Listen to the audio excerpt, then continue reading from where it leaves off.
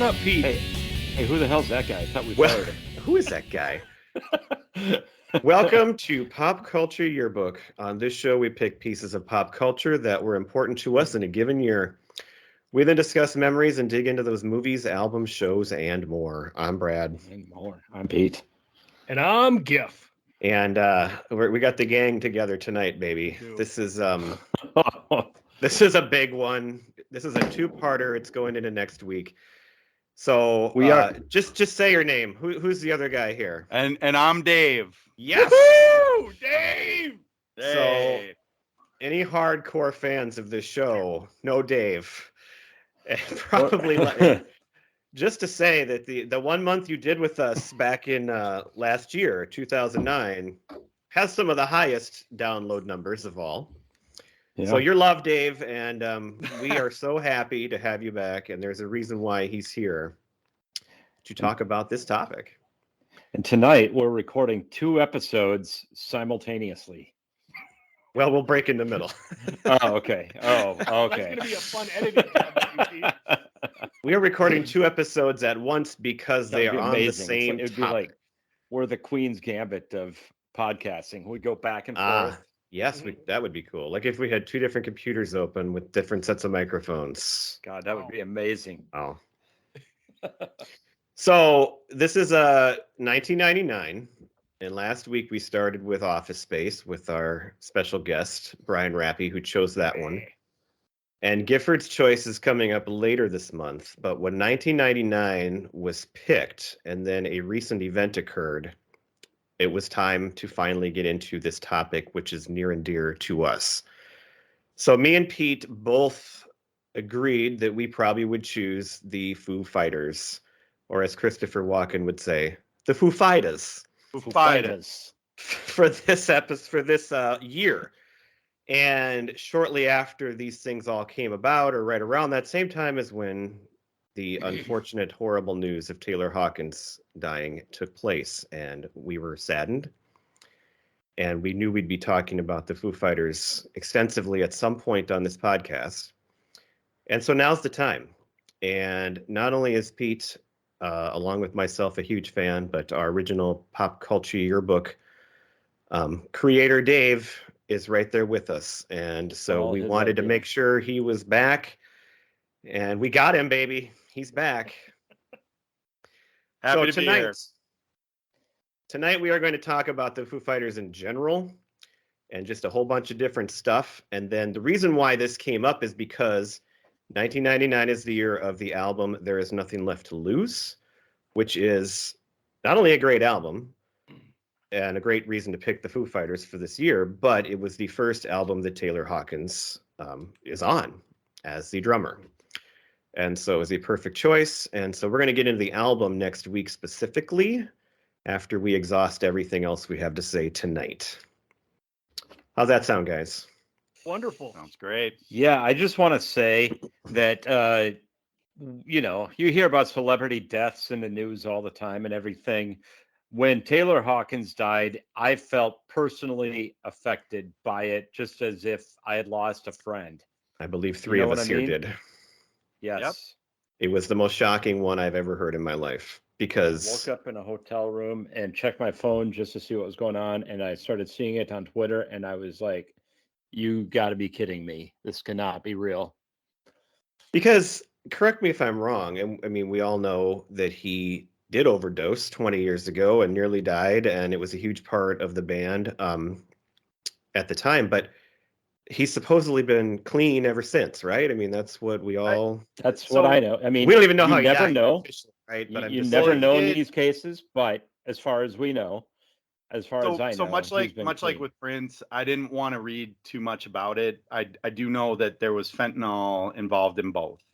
And in Prince's case, what was happening was he was taking some painkillers because of like the pain in his body from just touring so much and performing so much. And I do wonder with Taylor, being a pretty slight guy and everything and them constantly touring and him playing drums. My guess is, do I think he was where he was back in 2000 when he did overdose? No, but my guess is he watching back and forth the documentary, when they were talking about how that early period, they kind of hit a patch where, you got to get up for every show. And so they were drinking too much, and they were, and that's when that all happened. I think they've always been guys that drink and, and do some of that, but they're not a drug band. No. And they Yeah, haven't. Dave long has time. not, supposedly, he said he hasn't done any hard drugs since way back at that time, right? Like, I think he When you read his smokes book, the I mean, weed and he he's drinks a lot. smoking But hash and stuff, right? But yeah, he's never. I think his whole Nirvana experience really affected that. And so, anyway, yeah. So yeah, it was the one. I mean, the other one that affected me. You mentioned Prince, which was a big deal, especially for us from Minnesota. But me and Dave were talking before we started here, and like I love Prince, but I hadn't listened to his music basically in 30 years, as far as like new music. So, and he's older, and I mean, so it was a big deal. Like it was a big important person dying, but it didn't affect me quite in that same way.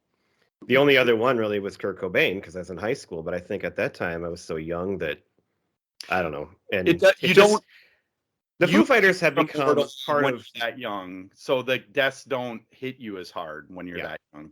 You don't understand the finality of it. And the Foo Fighters, I mean, Nirvana was great, and I loved them in high school, but they only had 2 real albums that I knew of at the time. I mean, because I didn't really know Bleach at the time. The Foo Fighters at this point are part of the fabric of my life, and we'll get into that when we talk about concerts and whether they even come around ever again. And I mean, it's like this changed in a way, in a superficial way, but in a way that's important to me, my life. Like if I never see them again, it's really gonna suck. Well, so Pete, I would, and that was something Brad and I were talking about of as dumb as, I don't want to say dumb, but like there's a part of me that feels like I'm being melodramatic by how hard I was taking it, but it really did. Getting that news really put me into a bit of a funk of just like, because it is, they have been, and so the only one that for me had come close was Prince, and in both cases when I got that news, it took months of, for a few months I was just listening to a lot of the music, and it would kind of make me feel better and make me feel closer to like experiences I had when I'm not and part of what I was going to say about like with the Foo Fighters, like in general, I am a huge pop culture consumer, but I'm very broad, and I'm not a fanboy almost with anything. Even with the Foo Fighters, like Sonia signed up for their fan club so that she could know when things are coming, because she knows that I don't do that stuff. So there's been times where, she's gotten tickets for things or whatever. I'll get into that when I get to the concerts, but that, because I'm just not, I'm not big on, I don't want to meet celebrities. I don't care about autographs, things like that. I just want to consume things. Like I love movies. I love listening to music. But with Dave Grohl specifically, he is kind of one of those guys that I would put on a list of, I would break my rule of part of it is I don't want to meet celebrities, because I feel like there was one time through a work event, I could have met Kiefer Sutherland, and I thought, I don't want to meet him. And the reason is, I love Stand By Me. I love the Lost Boys. If I meet Kiefer Sutherland at this thing and he's a complete dick, I'm not going to like those movies anymore. Like, and I don't need to meet him to like those. Dave Grohl's one of the few guys I would break that rule for. Yeah, well, and here's the thing, you bring that up. And Taylor. The one that makes me think, the other one that kind of affected me the most was not music, but was Kirby Puckett. And it was really not when he died. I mean, that was a big deal. But it was when we found out who Kirby Puckett really was, like that affected me, because like I grew up loving sports and the Twins, and this was like just the coolest, happiest guy in the world. And how could he ever not be who he showed? That had an impact on me, and I never look at athletes ever the same since then. And when he died, it was more sad. Like, God, what a sad finish to a life. It was just, so that one affected me in different ways. That's the closest it would come. Right. I just think when I think of Taylor Hawkins, and a difference between him and Prince is that Prince always was like, dark and brooding, and just kind of Standing in the his Batman shadows in the thing. back of the Yes. room. Yeah, Yeah, you're thinking yeah. of Fred Armisen Prince, Pete. Yes. Well, where I'm going is Taylor Hawkins was the opposite of that. He always seemed like he was just happy and having fun, like Robin Williams, though you Like never Kirby. know what's going on behind the scenes. He could be the funniest guy on stage and everything and all of that. But everything that I've seen and heard and read about Taylor Hawkins is that's who he was. Yep. And unlike Robin Williams, I don't think there was like a secret life going on there. And that's so one thing I'll get to of what I love about them overall is just and it's late in life Foo Fighters for sure. Like watching back and forth and just the way they've been. I love that they are a band that's like a family. And one of the last things, so the first movie I've seen since the pandemic, and movies were such a huge thing to me. I haven't gone to theaters for years, for a year and a half now. The first movie I went to go see Studio 666. And I was one of two people in there. And the movie's goofy. It's totally up my alley from a genre perspective. But it's totally it's not a movie I would recommend to others because it could go horribly bad for some people. But I loved it, and for me, so much of it was the band's interplay in that movie. They're just having fun. They're so comfortable with each other, and none of them have a problem looking bad. And like they all can make fun of themselves and everything. They've always been that way with all the videos. And you can tell that they genuinely love each other, and so. For me, the biggest thing, I was laughing a lot during that movie. I'm sure the other guy in there is like, who's this maniac? Because it's a super gory movie and everything. But every time they joked around, I just thought it was so funny. Mm-hmm. I think for me too, probably the only other thing I'll really say about how the death part, I'd like to get to the good stuff. But the other reason why it really affected like me is every time I think about it, I think of Dave Grohl. And those two were like the best of friends in the like. First of all, he already went through this with Kurt Cobain, which is just terrible. Yes. And now not only does it happen again, but you go and watch the interviews and the things for 25 years. These two have been like the best bros in the world. They're like Turk and JD Giff on Scrubs. Mm-hmm. They're like, and for him to go through this again and to lose that guy, and that's why I don't imagine this band is ever. I think they're not going to give up music, but I don't think the Foo Fighters will ever play together again. I can't see it. And drummer by itself, the drummer is the hardest position I think to replace, or the hardest guy to replace in a band like that. And just on top of it, with the chemistry that, like you said, they had together, I find it really difficult to see them moving on without Taylor Hawkins. Yeah, I do think. I mean, we'll see. I got some thoughts on that I'll talk about later. Okay. All right. Well, should we get to why we love them now? Yeah. I mean, I can jump in with that one real quick. I got like a couple. I talked about most of my stuff, and so you're the guest tonight, Dave. You go ahead and start it off. So the only thing I'll say is this is a band. So they are far and away my number one pop culture influence of my adulthood. Because movies just aren't this. I'm more of a movie guy than music, but for them to be such a big thing for me for so long, it outweighs anything else that's out there. And so that is part of why. I mean, I could only think of one other person, and I almost don't even want to say this out loud because if it were to happen, I'd feel there's only one other person I think that could pass away where I would feel the same way I did about hearing that Taylor Hawkins passed away. Can you guess who that is, Brad? Dave Grohl. Andy Samberg. Well, Dave Grohl obviously too, but the only other one would be Andy Samberg. Yeah, love Andy Samberg. They're the Hall of Fame for me. And the thing, so when I think about the Foo Fighters though, originally, what I think is really kind of crazy, I actively did not want to like the Foo Fighters. Well, I was just going to say, just to go back here, me and Pete are different than you. You were not a Nirvana fan, or not much. I didn't like Nirvana, and specifically, I thought Kurt Cobain was kind of a dink, and was. For me, that's being young and dumb, and like in a place.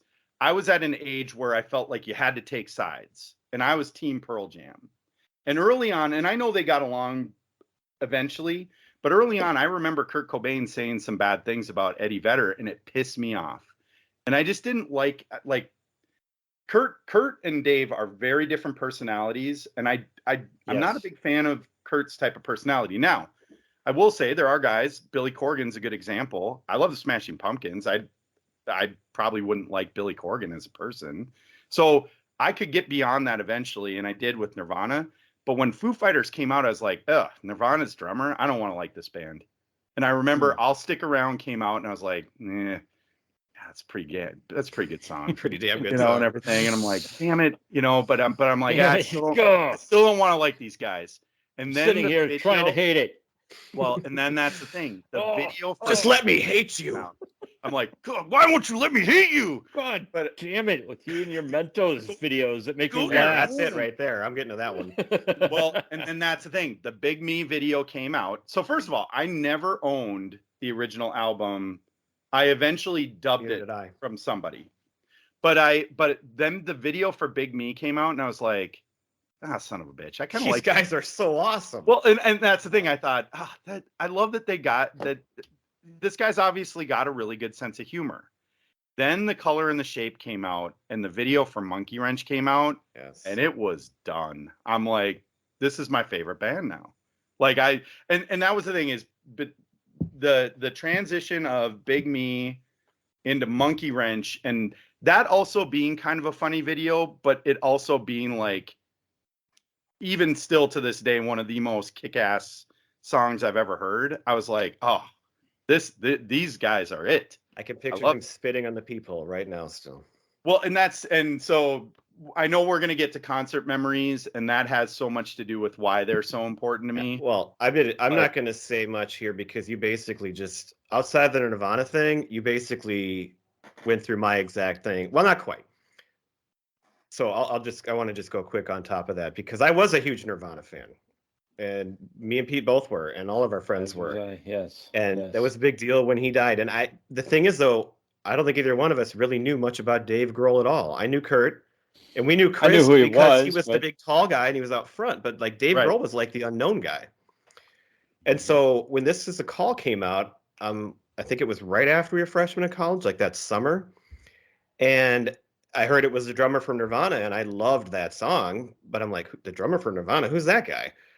But this was at that prime mid-90s where alternative music is just huge, and they got all these radio stations, and they're playing music like this all over, and that song just fit right in.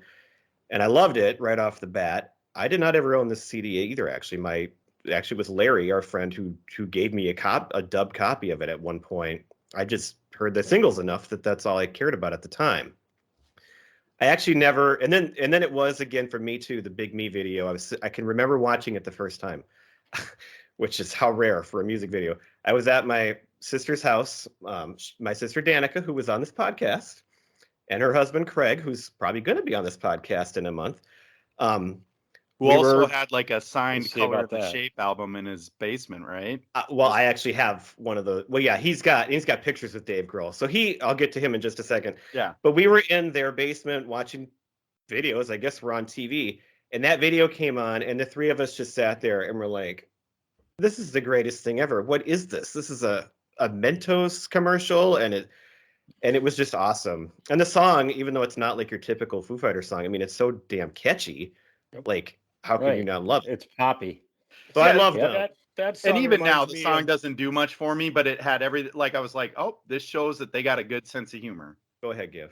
Well, I was just saying that song kind of reminds me of Buddy Holly by Weezer. Oh. You know, fun video, very poppy. You can sing along to it. Right. Yeah. Yep. So for me, I didn't own that CD though, but I loved them already. But then The Color and the Shape came out, and I didn't actually buy that either. But my brother-in-law Craig, who worked at the time for Best Buy, and he got all these cool things, and he met all these people. He's got pictures with Dave Grohl and the Foo Fighters and Shania Twain, and he's got all these signed things. And I actually have like it's a cardboard cutout from a record or something of The Color and Shape that is signed by the Foo Fighters at the time. So Dave and Nate, and then the Franz Stahl is actually on there, who was only in the band for a short time.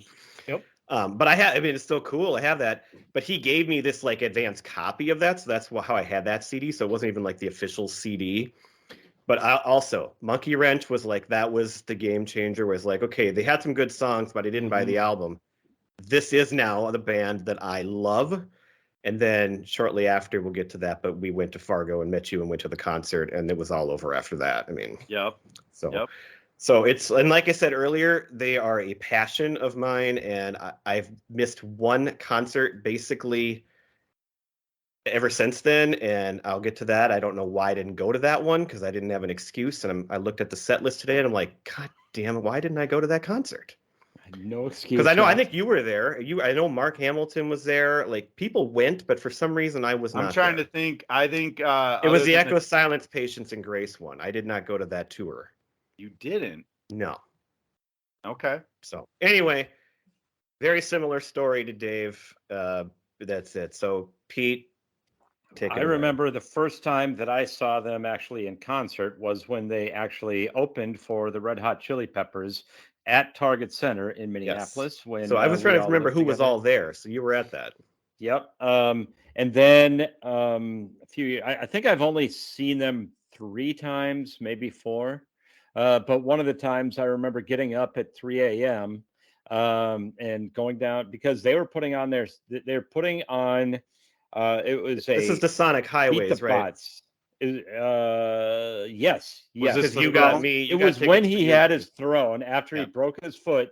He had his throne. It was the Sonic Highways tour. And they had a system called Beat the Bots where they were not selling tickets online because they didn't want it to go to just these bots that were going and eating up all the tickets, right? And so you actually physically had to get up and go and be the first ones in line. And the seats that I actually got 2 tickets, one for myself and Brad went with you, and we got great tickets, great seats, pretty much directly to the stage, protruded out into the crowd and we were pretty much on their left, or on Dave's left, as he came out onto the runway kind of thing.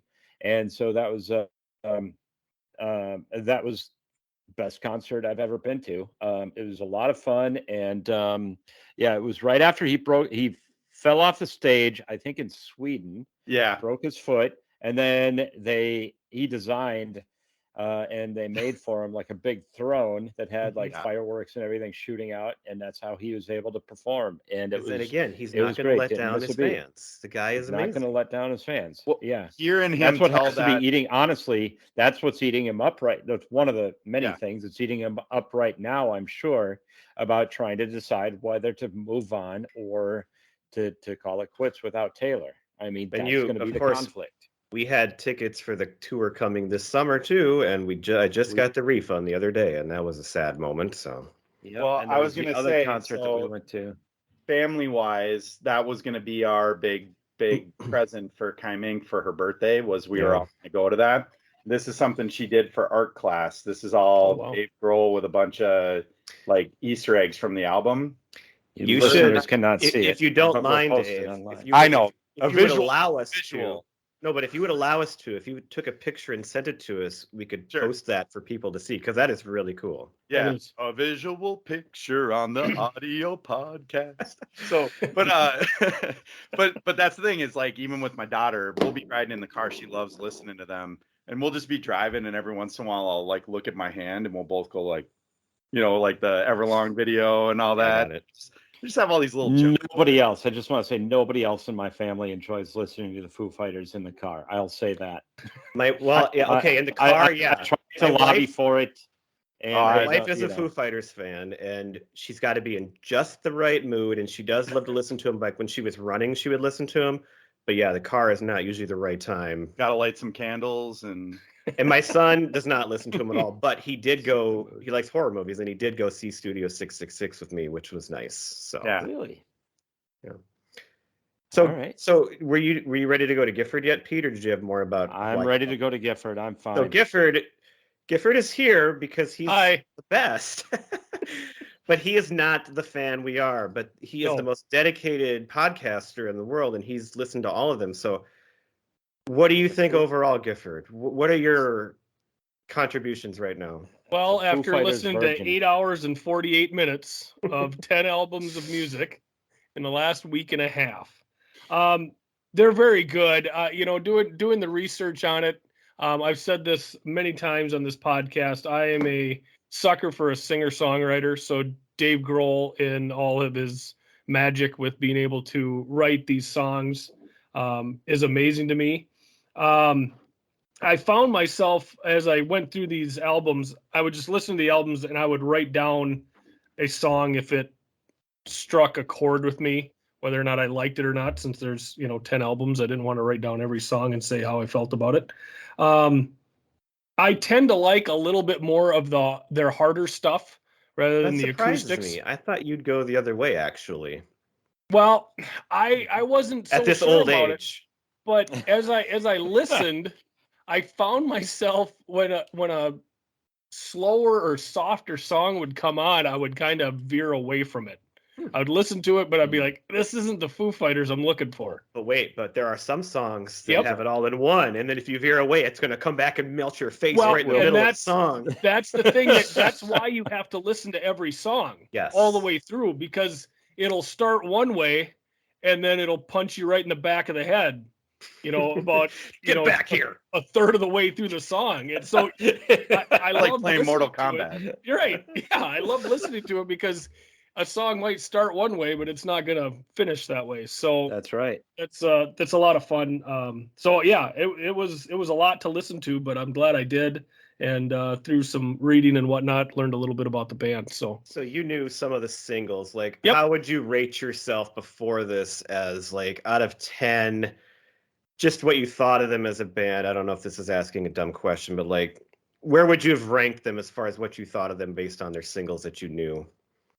Well, the singles that I knew, I had already liked. Like, I mean, when I'd go through and listen to the tracks, like, I would know the song was coming up that, was a big, hit for me, like My Hero and Monkey Wrench and things of that nature. Like, you'd see them coming, so I'd be excited. I guess I was. Hey, Gifford, real quick before you talk, how many songs do you think you knew before you started this? I would just say, because that's a great question, because I have a lot of friends and people I know that, like, you ask them to name a Foo Fighters song and they can't even do it. And I'm like, wait, they've got. How can you not know? Yeah, but then it'll come on and then they'll know it. They cannot probably do it off the top of their head.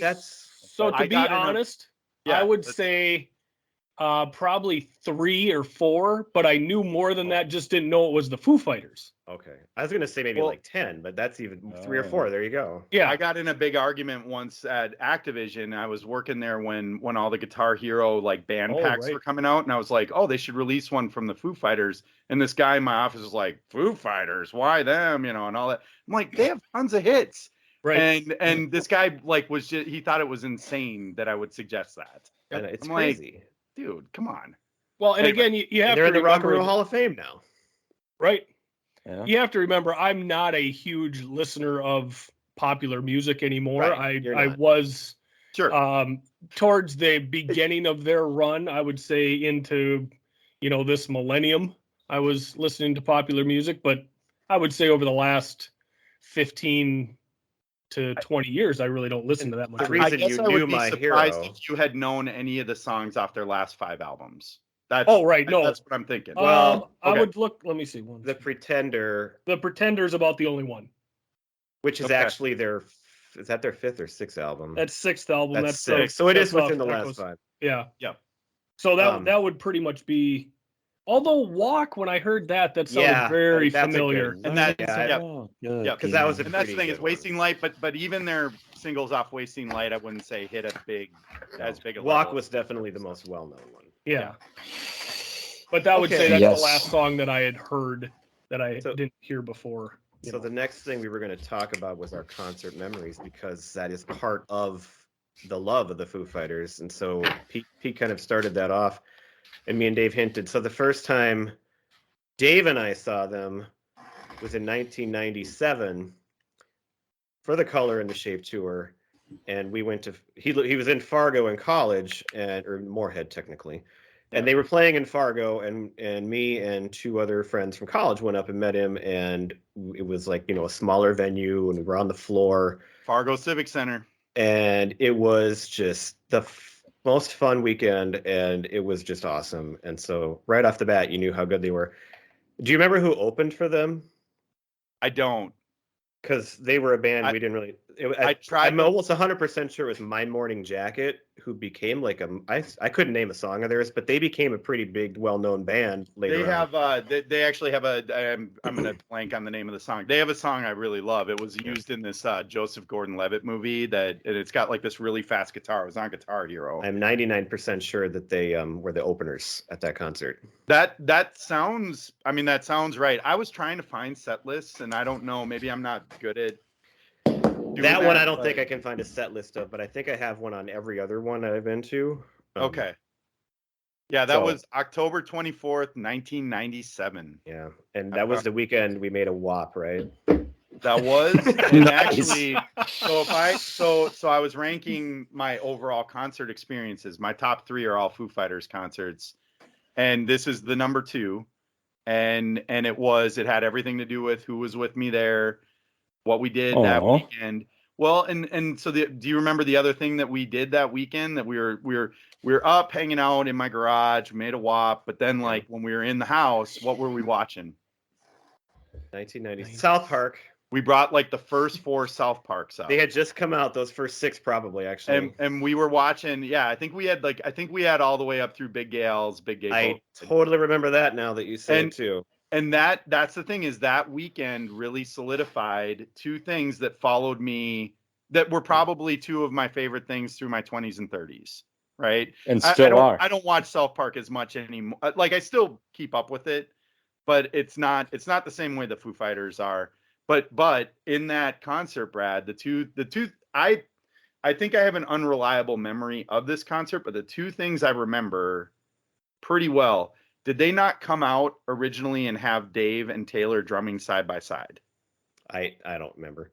Oh, I'll tell you, the only thing I remember about the actual concert is this is also right after the Verve Bittersweet Symphony video came out, and you were walking through people like the guy in the video, just about going right through everybody, acting like nobody could get in your way. That doesn't sound like me. No, not at all. The only other one from that is I do remember and this was another thing where I just was like, these guys are my guys. We were so amped up about South Park and thought it was so funny. Dave Grohl, when he came out for the encore, goes, "Oh my God, they just killed Kenny."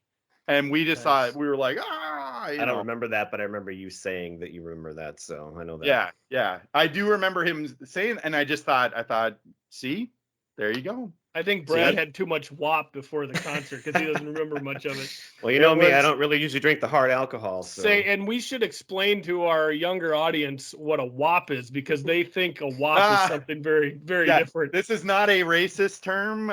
It is just you put Everclear and then a bunch of fruit and other.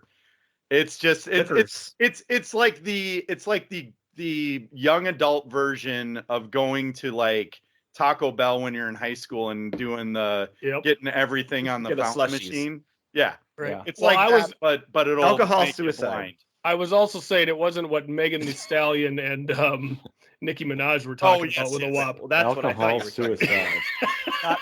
not that either. A wet ass something. So for me, I think probably the next time we saw them, Pete mentioned, was that this was a big one because this was in 2000, and the Red Hot Chili Peppers we were all just in love with at the time too. And oh my God, it's like a co-headlining tour. But you remember who opened that one? So because that was a band that became huge too.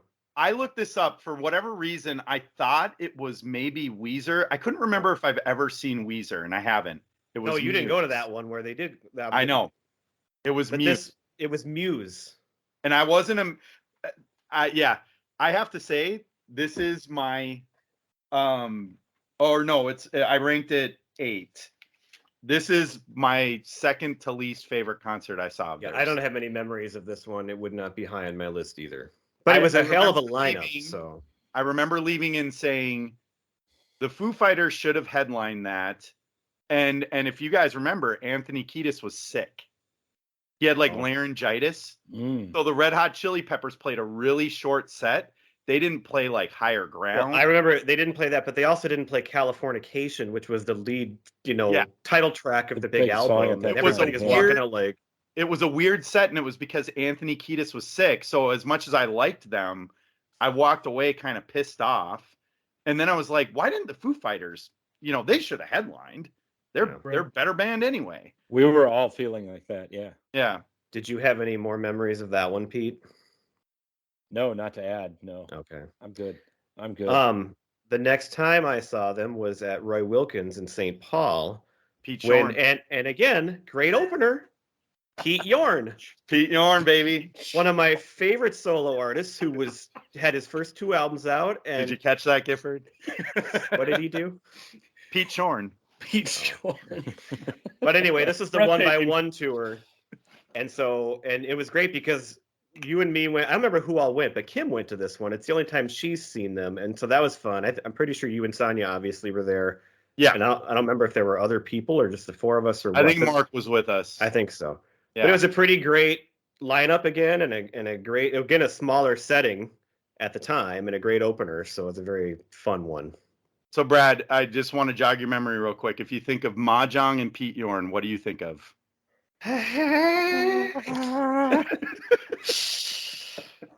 That's an inside joke that Pete should cut out. Yes. No, I'm going to leave it in there. I don't. It's a song off his album that Dave made fun of when it was on as we were playing Mahjong, because we were in our 20s and we were playing the old lady. Like the old, like Estelle Costanza. Like Estelle Costanza. Not Estelle, I guess, but R.I.P. there. All right. Now, I believe, Dave, you saw a different 1x1, or was it after the next one where you saw? So my number 3 overall for just concert experiences was when I saw them at First Ave, and it was right before 1x1 came out. Now, the only thing, so it was awesome seeing them when they were so big, being able to hear that album before it was released, in that venue was unbelievable. The only thing that detracts from it is I was there, like I got the tickets through work. So I got the tickets through work. I played soccer that night. I went right from the game to the thing. And so I was there with other coworkers, but by myself. And I've had this experience a few different times where I've been in great cities for work and done fun things. And all I can think about is, I wish my family were here. I wish my friends were here, because it would be that much better. Yeah. That concert specifically. I'm very jealous of you. Well, and so that concert, like hearing All My Life, they opened with All My Life, and that when he kicks into the whole, yeah, don't let it go to waste. Like I was losing my mind. So excited. The other song that there's 2 songs that I really remember from that concert. One was he played Tired of You, and he did it all by himself out front. And it was just one of those, the song didn't do much for me at the time, but I was like, song. Wow, this clearly means a lot to him. Like he put everything into it. And then the other song was when they played Low, I was like, oh my God, this song. And I'm listening to all these thinking like, I know this album's coming out and I'm going to want to remember, the live version of it. Low just, melted my face. Great song. But the only other thing I'll say there is in that concert, they turned it over to Taylor at one point. And it was kind of right before they went into the end of their set. They turned it over to him when Dave Grohl was talking about him. And so Taylor, they played a cover. It was a Police cover, which I love because I love early Police. They played Next to You, I think. Yeah, Next to You. And which is kind of like a punky, you don't think of the Police as like a punk band, but some of their early stuff is kind of punky. And when they were going into it, Dave talked about how Taylor had a side band called Chevy Metal. And there again, it was another thing where I'm like, I don't know how I could love these guys more. I love that name. Like I love the idea that when he's in LA, he's just out, playing, gigs under Chevy Metal, and they're just like, I just thought, God, these guys are the best. I love them. So yeah, there's that one. So that was right before the Roy Wilkins one. Yeah. In 2005, and so you didn't see this one, I guess. You missed the whole tour. This I is was the In Your Honor tour. I was in Europe. Oh, and they did the co-headlining with Weezer, although they were the last band to play. But in this one, it was again a 3-band set, and the opener was the Kaiser Chiefs, who I had just discovered at that time, and they were awesome. That was like they were as good as Weezer and the Foo Fighters that night. It was 3 bands in a row that just kicked ass. That probably would be, if I had to rank them, probably my number one. And unfortunately, you guys weren't there. I was there with, I think it was Hummel and Larry, and we were in the XL, and we had the club level seats, which I'd never been in before. And it was awesome seats, awesome lineup. And they were doing, of course, the whole, because that was the album had the 2 parts to it. So they were doing the acoustic set, and they were doing all this stuff, and it was just awesome. So, well, and then so right after that is, that was in October of 2005. I was in Europe, and it was very shortly after that was when Jenny passed away, my older sister. And I was kind of like, that was a rough year. And it was August 25th of the following year, 2006. So Sonia and I were going to take a trip down to Chicago, and we were going down there to see Wicked, and we were going to go see the Blue Man Group. And as we're driving down, I looked it up, and I'm like, oh, the Twins are in town. So we ended up getting matinee tickets to a Twins White Sox game too. Little baseball.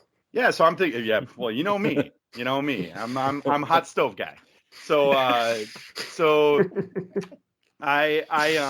we're driving down, and I'm thinking that Friday night is the one night where we'll just be kind of open and kind of can just hang out, do whatever, go maybe find a cool bar or something. And we're getting into like the Chicago traffic, and Sonny goes, you gotta get to the hotel by a certain time. I have a surprise for you. And I was like, okay, what? And as we're getting closer, and I don't, when I hear that, I don't want to. Hotel surprise. I'd rather say well, I'm thinking hotel surprise. Hey, great. Well, anyway, so we get there, and Sonya's kind of like, we're checking in, and she's talking to basically what she was doing. She was asking if we could upgrade our room, and I was standing back. I wasn't paying attention to it. And then she's like, so we get that all done, and I'm like, this is so weird. Like, so we get into the car, and we pull up to this theater, and it's the Foo Fighters are there for that acoustic tour. And I'm like, oh my God. I had no idea they were in town. I'm not a fanboy. Like, I'm not watching their dates and stuff. And so I was like, oh, this is great, because I was so bummed I missed the In Your Honor tour. We walk in, and she's like, let's go get shirts. And I'm like, what? Like, I'm not a concert t-shirt guy. And then she wants to get like this poster, and it has the date on it. And I'm like, what is going on here? Like, this is not like her. The concert was awesome. It was such a great, it was an all acoustic show. It was awesome. We leave, I'm riding high. Like I said, it had kind of come off of a tough period. So like, it was like great. And I'm feeling good. We get up into the room, and she gives me, so it's August, and my birthday's in like a month. She goes, well, I got an early birthday present for you. Hey. And I'm like, okay. Go on. So she gives me this little box, and I open it up, and I open it up, and there is a little Foo Fighter onesie in it. And she goes, everybody's got to have something from their first concert. I forgot about that part of the story. Like, well, and I looked at her, and I'm like, this won't fit me. You tried it on. Yeah. I'm a little thick. I'm a little thick in the head. Bad guy and a little onesie. So, but yeah. So, I mean, there'll never be a concert moment I have that'll ever top that. That's my number one. Oh, wow. You are so lucky. That's good. All right. So anyway, the next tour was Echo, Silence, Patience, and Grace, and I didn't even go to that one for some stupid reason. I don't know why. It's the only tour I've not gone to. Well, I saw that one in Arizona. Yeah, so you weren't there either, and I wonder if that's why. Like, for some reason, Sonia went with like Hummel and Mark. Yeah, but Hummel went. Why the hell would I not go? So in like a week, she saw them twice, because I was traveling with Activision, so she saw them twice. The opener for that was Serge Tankian, the lead Oh. singer of System of a Down. I remember hearing about that too. Yeah. I can't think of a worse fate for Sonya of like, he likes personifies music that she can't stand. She doesn't like screaming.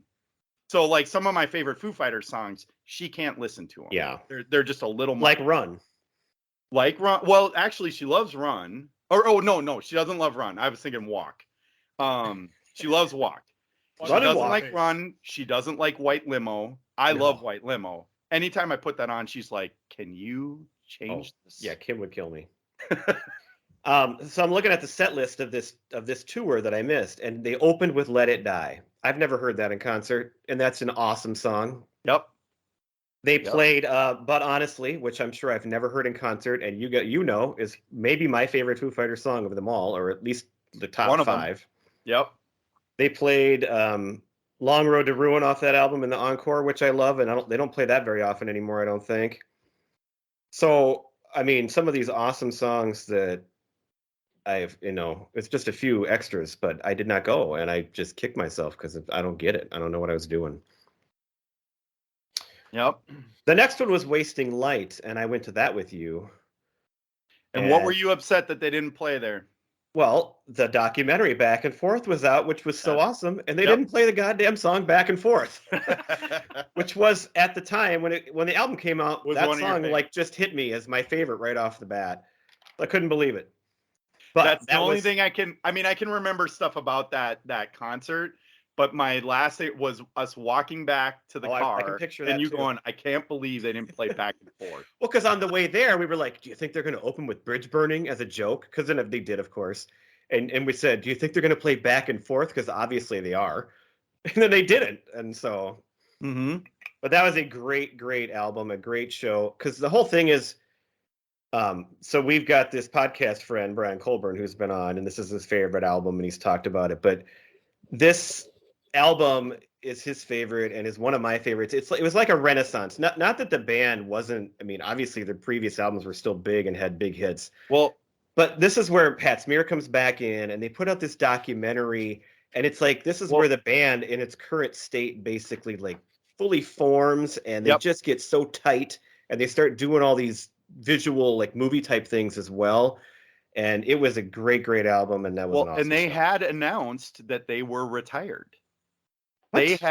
They had announced. I don't remember that. Do you remember this? No. After they released their greatest hits compilation, which was right after Echoes, they said, we are going to retire for now.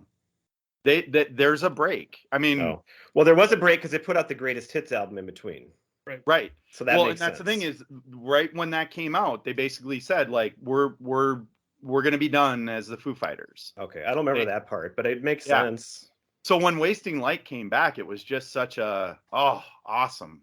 They're back. The other thing I remember about that show is that we met beforehand with my Craig and Danica, who I just brought up earlier, but their son Noah, who was like 10 years old at the time, went to that concert, and I just thought that was the coolest thing, that he was into the Foo Fighters and went to that concert.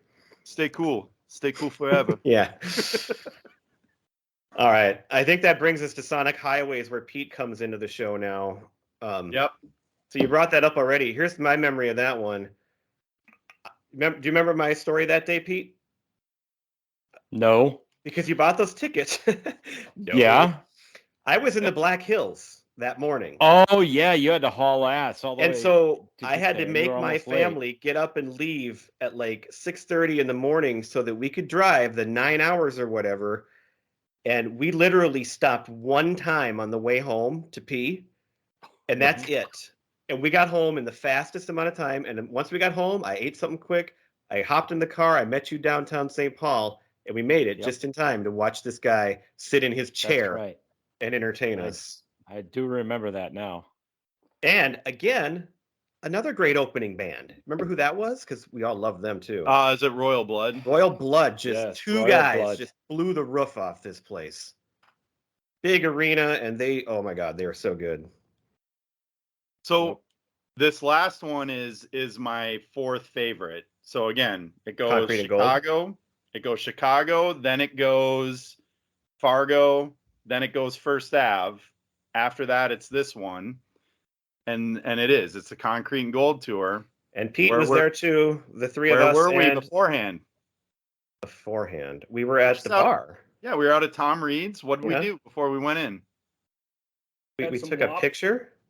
Picture with the big Dave Grohl head.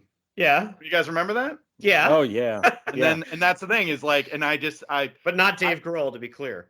yeah, we weren't. It Not was, actual Dave Grohl. it was like a radio Fathead. promo thing.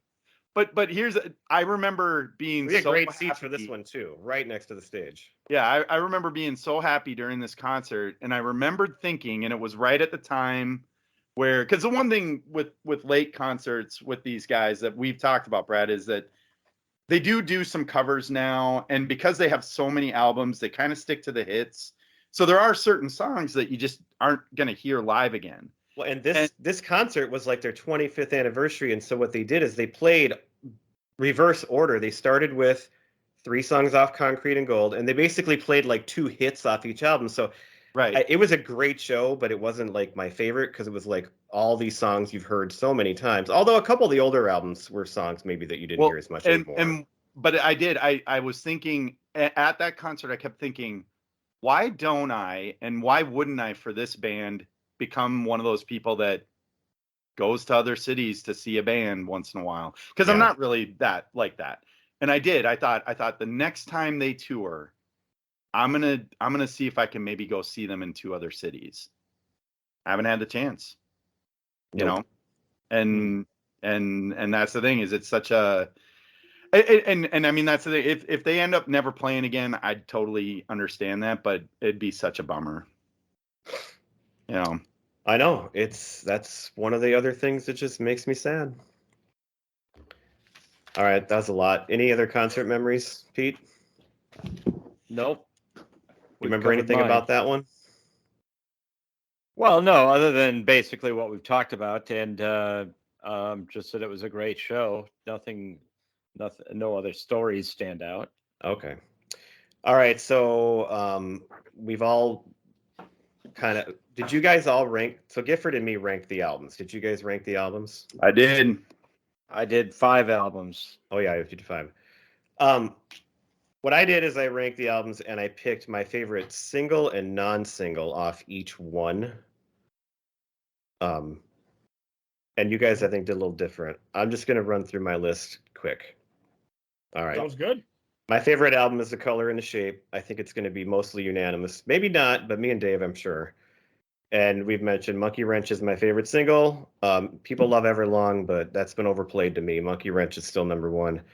And I love Enough Space, along with about 5 others that are just equally good, but that's the one that always stood out. Wasting Light, number 2. Like I just mentioned that earlier, being kind of this renaissance. And then my favorite single is Walk, and I mentioned Back and Forth. I love that song. And when I looked back and you look at Wikipedia, there are certain songs that were singles that I don't remember being singles. Mhm. And so there's a few that like I would have listed maybe, but I never heard them on the radio or anything, but they were technically singles. So that would be like, for example, Arlandria was a single. I don't remember ever hearing that anywhere. So I put that on my non-hit list. That's what I put it on too. If you do non-hits, it's a different way to define it. Yeah. So we're going to talk There Is Nothing Left to Lose next. After listening to that album about 10 times in the last month here, I have kind of put that off to the side. That is my number 3 and could actually be my number 2. That album I just love, and it is such a great feel to it. You can just sit back and just chill out. I love the vibe. Favorite singles, Breakout, and then I love the closer, MIA. My 4th. That's going to be a fun discussion then. What do you mean? You love that song too? MIA? I Not thought so much. you used to. Yeah, well, we'll talk about it later. Weird. Echo, Silence, Patience, and Grace is not everybody's favorite. I think it's one of the most underrated. The Pretender is a huge single. That's my favorite. Everybody loves that. And then, but Honestly is my favorite non-single. And I could put that on and listen beginning to end. I love that album. I think it's great. I think they did what they were trying to do with In Your Honor, but in 1 CD instead of 2. Yep. And they did it better. One by One is my number 5. All My Life is my all-time favorite Foo Fighters song. And my This is a deep, deep cut. My favorite other song on here is Disenchanted Lullaby. I love that song. I see I got some fans on that one. Oh God. And I always told Hummel, our friend Hummel, who plays in the band Preacher Row, it always reminded me of a Preacher Row song. That's what I always. Disenchanted Lullaby? Yeah. Maybe that's why I like it. My number 6, I love the new album Medicine at Midnight, and I think people that don't like it haven't given it enough chance and just assume because it's new they don't think it's as good. I think it's awesome. I love Love Dies Young as a single, and Cloud Spotter is the best song and one of their best songs in years on there. Concrete and Gold I have next, which I think is one of the most underrated of all. The Sky is a Neighborhood is one of those underrated singles that is just awesome. I did the Playlist Wars thing with Mitch and Brian Colburn, and I listened to this and I wrote him back later and said, how did we not have this on any of our lists? And he's like, this was the last song I cut. And I'm like, yeah, it's so good. I can't pick a second song on that. I love Make It Right. I love Dirty Water. I love Sunday Rain, even more now because Taylor Hawkins sings it. Those songs are just awesome. Well, and his voice on that song is so it's good. It's like dirty. Yeah, it is. It's great. Oh. Yeah. In Your Honor, I have number 8. Best of You obviously is a great song, a great single. And then I love the song Free Me. I have the self-titled at number 9, which is because it's good, but it feels like a Dave Grohl solo record, and it's hard to even rank along the others.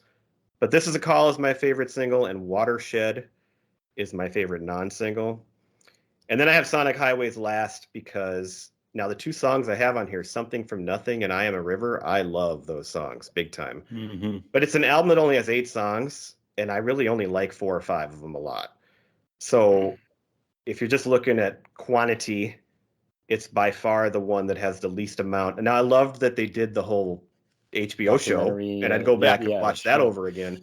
But as an album, if you haven't it feels seen more it, like if an you like, EP, and it just, but those 2 songs are, and there's a couple others that are freaking awesome too.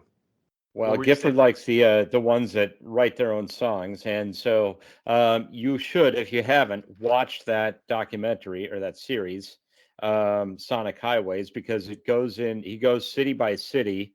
He picks out these 8 cities, and every song is about a different city, and each episode is about how he came. He talks to people like local music celebrities, the musical history of each city, and that's how the songs come together. Right. Yes. And so it's fun to watch in that way. I'll look it up. I wrote it down. All right, I'm done for a while. Somebody can go on and talk about songs or something now. Well, oh yeah, Gifford, you want to be right in the middle, so it's your turn. Well, do you want me to just buzz through? Because what I did was I got top 10 singles, what I thought were non-singles, and then I've got my albums ranked. Do you want me to just go, or I'd love to hear your album rankings. Okay, well, I'll start with that. Keep in mind, listeners, Gifford is mostly a newbie here, so this could be really different. It's going to be great. It's going to be very different. It's going to be very different from the first list we heard. So I'm going to go bottom to top. So my number 10 is Medicine at Midnight. Oh, ouch. Yeah, well, and I've got, it's funny that you say, some people say that the newer stuff isn't as good, not as good as the old stuff. I'm new to most of it, so I listen to a lot of these albums all one right after another. So I've got Sonic Highways at my number 9, Concrete and Gold at 8. I put the Foo Fighters at number 7. Then I've got Wasting Light at 6, Echo, Silence, Patience, and Grace at 5. This is where I had the hardest time, was picking my 3 and 4. I put There's Nothing Left to Lose at 4 and In Your Honor at 3. And the reason I did it, there's so many good songs off of their third album. But In Your Honor being a double, there was just so many songs when listening to this album that I wrote down that I liked. And obviously having 20 songs, you got a higher chance of writing down more. So that's why I've got In Your Honor at number 3. One by One at number 2, and The Color and the Shape at number 1. The In Your Honor, to me, the reason why I put it lower is because it is 2 discs, and the way I rank them is I look at it like, what do I want to put on and listen to? And when there's 2 discs, it's like I don't know what to do, and it's too much. So, it's like that's why I love Echo, Silence, Patience, and Grace, because it's one album and it's very similar kind of like sounds to it, and so I don't know what to do. Because what do I do with this? Right. Well, the funny thing is, there's no such thing as 2 discs anymore. You just load it up in your freaking. Well, yeah, now, but just listen to the thing. When I got it, I had CDs. Right. So, do we want to listen to what other guys have for their album rankings, and then we can go into the singles? Sure.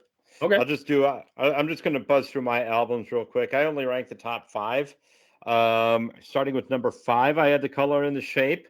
Oh wow. Number 4, I had Medicine at Midnight. Number 3 was Nothing Left to Lose, and 2, Wasting Light. And where I disagreed with you guys is my number 1 is actually the self-titled one. Just because I think it's been around. I know it the best. I enjoy it every time I hear it. I enjoy all of them, but you know that one the best? Put that one. Yeah, that's shocking. I like it. It's not bad. Well, sorry. No, you don't have to apologize. I'm shocked because there's a lot of good ones, and I just like I enjoy it. I like the concept that it's Dave Grohl by himself, and thinking about how he did every instrument, and put it all together the way he did, and it was another way to look at the ice for him. So this explains a lot because Foo Fighters' self-titled album is my number 10, so it makes a lot of sense. Because you and Pete are enemies, right? That's 2 right. Petersons, one against the other. More reason for us to have. Go on, Dave. Healthy debate. All right, so yeah, I'll go through mine fast. So I'll go bottom to top as well. So I got Foo Fighters, then I go Concrete and Gold 9, Echoes 8, Medicine at Midnight 7, Sonic Highway 6, Nothing Left to Lose 5, In Your Honor 4, Wasting Light 3, One by One, and then Color and the Shape. The one thing I'll say here is, and it's with all these rankings, one thing that really hit me because I have been listening to them a ton lately. I probably listened to Medicine at Midnight and Concrete and Gold more in the last 3 weeks than I had when they originally came out, like front to back. And so the one thing I'll say is, like, ranking these to me is so weird because I listen to all these albums, and one of the things that just impresses me, I can probably count the number of songs that just don't really do much for me on one hand. Yeah. Across all 10 albums. Well, and I was listening to and there's no bands like that for me. These 2 newer albums you had ranked a little lower, but like when I was listening to Cloud Spotter today and that Medicine at Midnight album, I just felt like they had so much more coming. And that's what made me sad, because I felt like they had kind of a new sound to it. I love how it's got a little bit of that throwback disco influence, and like the little, like on Cloud Spotter, it's got the little cowbell or whatever. Yeah, it's so catchy. Yeah, and they're just so tight, and they're having so much fun, and it made me think that if this is their last album, I guess that's 10 great albums. But if he hadn't died, they had so much more yet to go. Like they were still coming up with great stuff and reinventing and yeah. Well, with Medicine at Midnight, I mean, I'll say this. So for me, I know you love Cloud Spotter. I love Making a Fire, just the way it kicks off the first song. That's and then a good late one that's a good example of, if I would have heard this years ago, I don't know. I can listen to Chasing Birds now and just be like, it mellows me out in exactly the way I think. And have you seen the video for that one? I think I watched it once. I don't remember it. It's like it's animated. They're out in the desert. Yeah. There's all kinds of Easter eggs to their old videos. Oh. But it's basically them animated out in the desert on like a bad acid trip, which totally, like their hand. So that's the thing is Dave Grohl. When the album first came out, that was like the skip song, I thought. But no, I like it too. And I don't skip a song on that album at all. I love listening. I love that it's 9 songs and it's just short and it's tight. That's why I put it higher than Concrete and Gold, which has 11 songs. Yep. There's 9 songs I love, but there's like 2 that I would skip. And Sonic Highways, there's songs I would skip. I don't skip anything on Medicine at Midnight. even if they're not the best songs, they're all good songs Yeah. to me, Yep. in my opinion. And Pete, you had that as number 4, right? You said Yes. Medicine. Yes. All right. All right. You guys want to talk about some songs, or I would love to. I've already done mine, so. Dave, did Yeah, you I wanna was just start thinking. this I'll. one? Oh. Oh, sorry. No, I was jump just going in. to say I did my own personal set list. I did some other lists too, but I think in the interest of time, I'll just go through my personal set list, which is kind of a mix of their singles and their non-singles. And so, what I would put as my album, there is a song, Brad. You didn't even mention this. I don't even think this first song has been mentioned on any of the podcasts that you've done with Brian Colburn or on this episode yet. It's one of my personal favorites and a song that I would lead off on, but I get why it might not be one of your favorites. I like the song Alone and Easy Target. Oh, I love that song. Yeah, it's a great song. Yeah. But what's interesting is it hasn't been mentioned at all. And so that's my leadoff song. Number 2 is Monkey Wrench. Number 3, I kind of almost thought of this as like a batting order for baseball, right? I put my number 3 hitter as being the Pretender, which is a great one to have in that position. And then coming from Sonic Highways, my favorite song on that album actually is Feast and the Famine. That's a good one. That's one of the good ones right there. So there we go. Then we go to Shame Shame. And then I kick back and chill a little bit with Skin and Bones. This is another one that you didn't mention. You haven't mentioned at all, but I like it. I think it's chill. It is a good one. I would put it right in the middle of mine too. I'm still chilling. I know, Brad, you think the song is overplayed, but I love the acoustic version that's on the Greatest Hits album, probably on something else too, of Everlong. That's a good one if you just want to, relax a little bit. And then I'm coming at you with I had one written twice. No, that was a mistake. Anyway, go on. You love it so much. I'll skip over then. Yeah, I had Feast and the Famine listed twice, so I'll forget about that one. Then I had My Hero. And then the last song, I think it's the best closing song, is I Am a River, which I liked having on my running list. It was, I think, when I was running up my marathon. I timed it so that, like, in the last mile or whatever, it wasn't going to be right as I was crossing, but towards the end, that would be the song that I need to hear to get me going that last half mile. And it is. I mean, isn't it almost 7 minutes, right? Yeah, it is. Because I listened to it today. It's on mine too. Yeah, they have some of the best album closers, and that's one of them. Yes. So there you go. That is my playlist. Awesome. Well, I'll jump in then. I'll just quick run through my non-hits, or what I believe are non-hits. I could be mistaken. And then my top 10 singles. Yes, so what stuck out to you, Giff, in your little tour through the catalog? Well, we will find out right here through these 20 songs. So at number 10 for the non-hits, in quotations, I got Disenchanted Lullaby. Nice. Number 9, Stranger Things Have Happened. 8 that's is a good one. 8 is Hell. 7 is Razor. 6 is Arlandria. Number 5, My Poor Brain. Nice. Number 4, These Days. Great then song. We're going to go to Overdrive and Wind Up. And number 1, this song hit me. I couldn't believe it wasn't a single. End Over End. Yeah, I love that song. I think so. These Days in Arlandria, I think, were technically singles. They were. These Days probably was that one you do hear sometimes. Oh, do you? Well, I had it. I had it number 4 on that list. I'm just not that it matters, but sure. But for the hits, the top 10, I got Breakout at 10, The Pretender at 9, yes, Monkey Wrench at 8, Big Me at 7, Times Like These at 6, Best of You at 5, Everlong 4, Learn to Fly 3, All My Life 2, and maybe because it's attached to my second favorite song of 1999 in Varsity Blues is My Hero. Yeah, I was gonna say, My Hero because of two specific movies. So those are the lists, my 20 songs that I found very good. Well, Go ahead, Dave.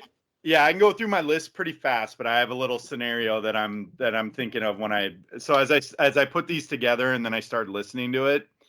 I was, I'd be out running and listening to these, your mind wanders when you're running, right? And I kept thinking like, it's just been hard to like think about like what they, like what Dave must be going through and how sad that must be. And like the idea of if they were to play again and he looks back and Taylor's not there, what is that, and everything. And I do. So there's a little bit of future casting and future wish fulfillment.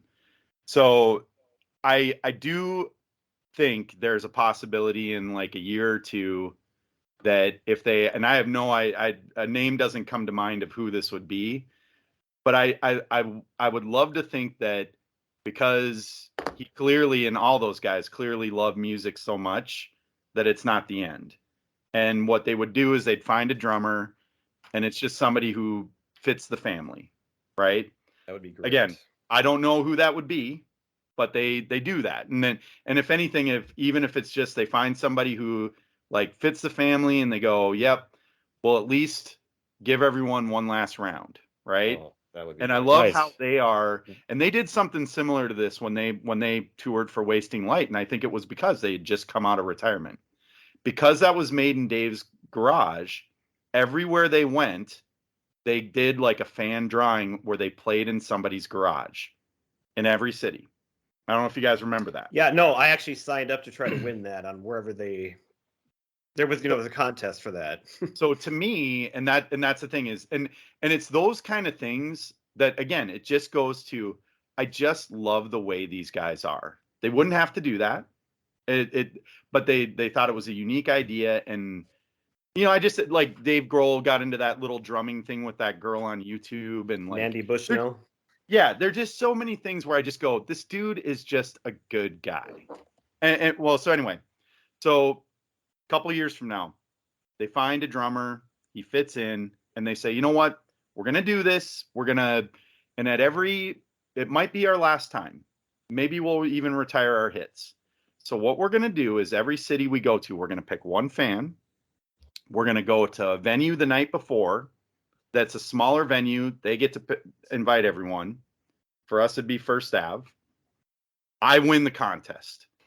And part of it is that fan gets to pick 12 non-singles to play the first night. And then the next night they're at US Bank and you get to pick the 10 hits. So here's my list. Wow. I won. So you guys are all invited. Yay! Here's what we're going to Sweet. listen to. So we're in First Ave. It's going to be amazing. They open with Bridge Burning. And Technically, it was a single. Yeah, but okay. I know. So, I don't. So I have a few of those. So here's what I'll say.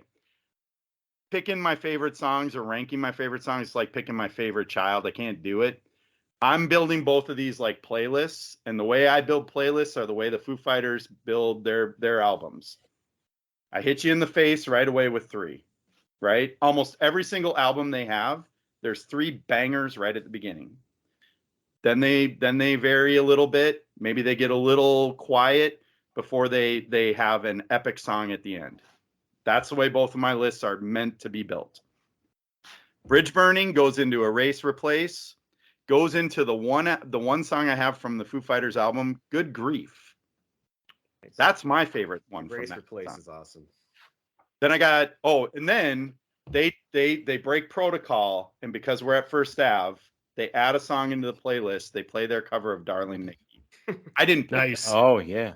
but they gotta put a offering out to the funk god. All right, then Feast and the Famine, Pete.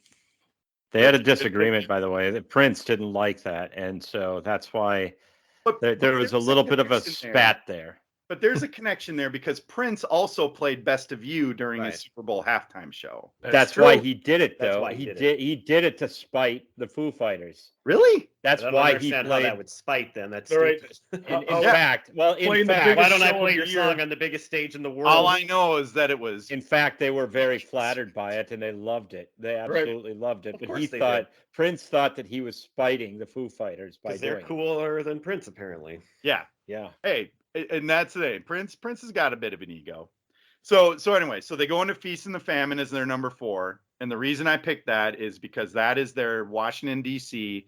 That is Dave Grohl writing about the music he loved when he was a kid. It's all about the punk scene. Then it goes into, and this would be, if the question came to me, you can hear 2 songs live. What are they going to be? It'd be the first song from my hits one, and then it'd be this one, Free Me. Yes. In Your Honor. I want to hear that live. When I looked at the set list from that concert, that tour that you didn't go to that I did, they didn't play it. They didn't play it. I No. know. If I could hear one song live, it would be that. So Free Me, Into Have It All, Into Arlandria. I know it was the single, but it wasn't a well-known one. Into Hey Johnny Park. I Slow Down for a Minute, but they play These Days. And again, and I will say in all of the going back and listening, this is probably the song that hits me the hardest right now because of what the lyrics are. I've always really liked this song. Yeah. But I this song just I'd include that on the hits one. But my number 10. So this is before I get back into the epic closing, is Headwires. nice. That's one of my favorite ones off of Nothing Less to Lose. And then I couldn't pick between 2 of the closers. So they pull a fake out. I know one of them. One, and you think it's done, and then they play the other. New Way Home's in here. Come Back, which I love.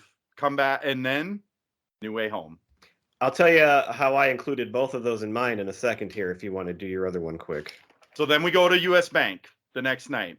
We're all hungover, but it's worth it. They open with Run, which is one of my, like, I know that you and I, Brad, are not in agreement. This is It's a good song. top 5 for me. And this is absolutely one of my favorite videos. There's 2 songs on this hits list that I know wouldn't make any of your guys' lists. And they're 2 of my favorite videos of theirs. Number 2, then it goes into Learn to Fly, into Everlong, into Pretender, into My Hero. We slow down for a second by playing Resolve. And that wasn't a big hit either, but it was a single. And this is also top 5 for me. I love the video. I love how fun. By the way, you know how they have all these little Easter eggs in their videos? So like Monkey Wrench, he gets in and there's the Muzak of Big Me. Yeah. There's all those kind of things. Watch the video for Resolve.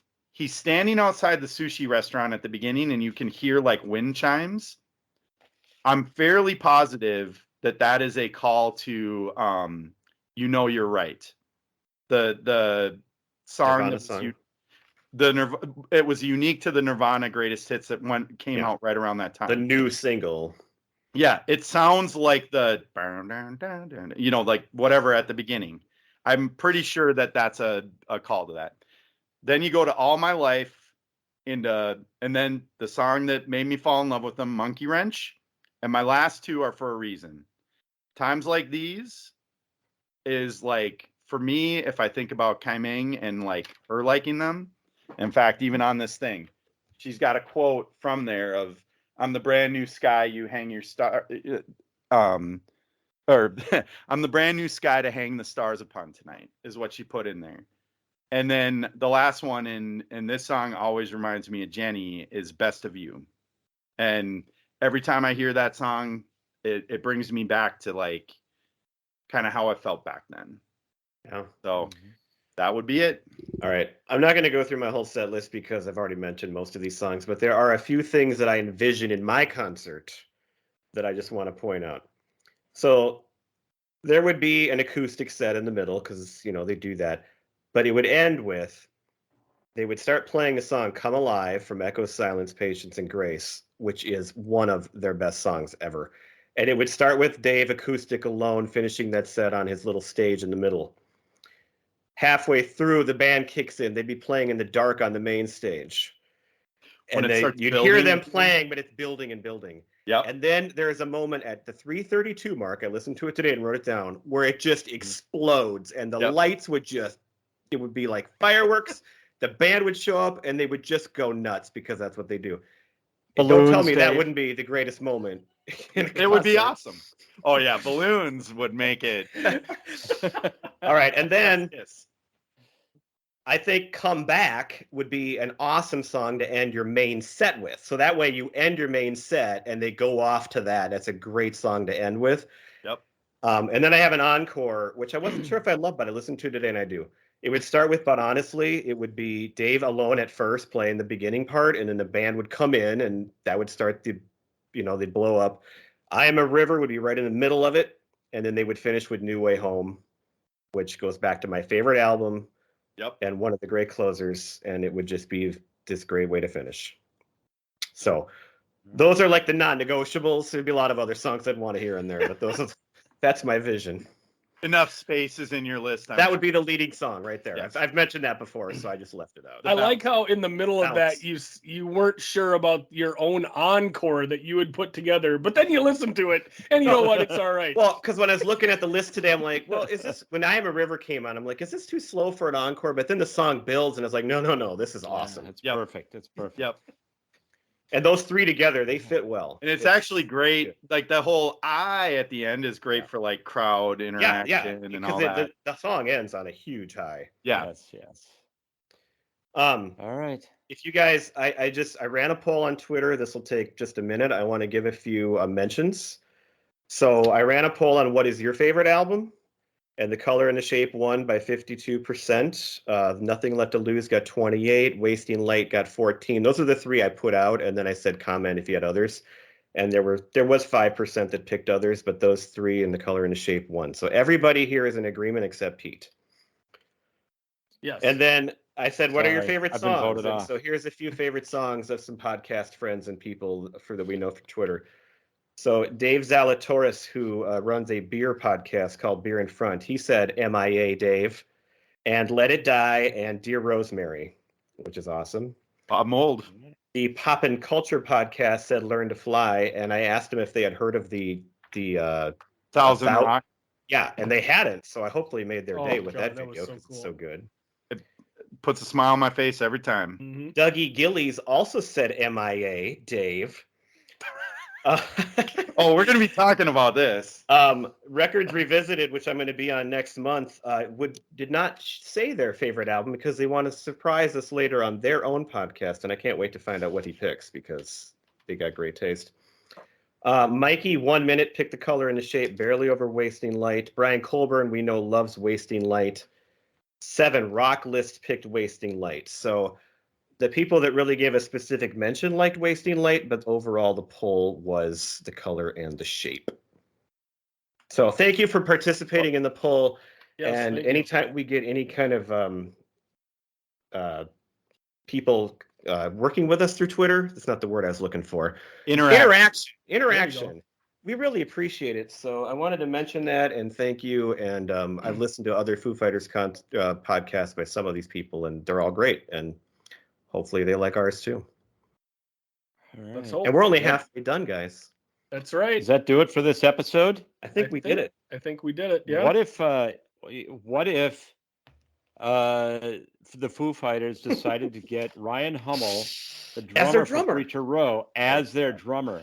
He would definitely be part of the family. Okay. Oh, yeah. Let's give them some time, and then let's try to get in contact and set There you go. Okay. Yeah, they would be making a good decision. Yes. Can you All right. imagine? Well, Oh my God. we're putting it out there. We're putting it out there. Dave, if you're listening, Dave Grohl, We'll add him. just a recommendation. Yes. Pool Boy's available? Cool boy. All right. Thanks for listening, everybody. Here is Hummel and the Preacher Row. See ya. Bye.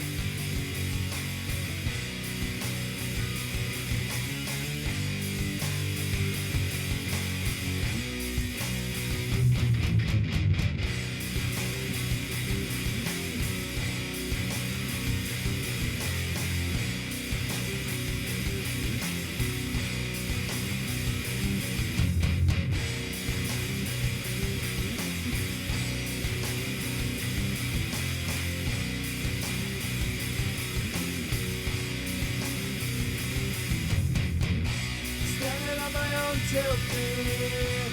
No one's here to comfort me. Sorry for what I have done. Sorry that your song is gone. 7 steps and it will be my last. And it's time to be on my path. I turn it up to you. I'm scared but there's nothing I can do.